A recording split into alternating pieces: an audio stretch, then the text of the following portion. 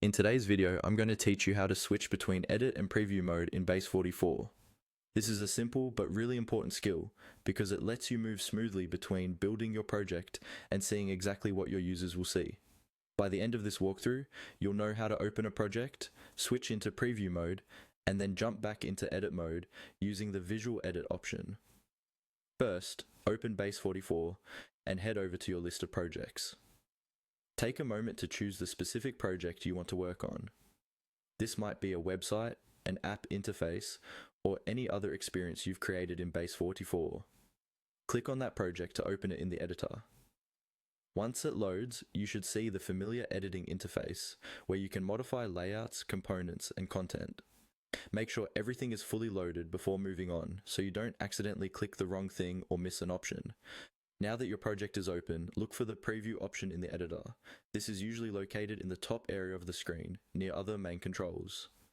Click on preview to switch from edit mode into preview mode. When you do this, Base44 will render your project as if it were live, without all the editing guides, handles, and configuration panels.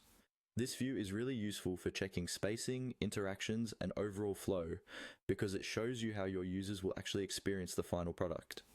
As you move around in preview mode, try clicking through different pages, testing buttons, and checking whether the layout behaves the way you expect.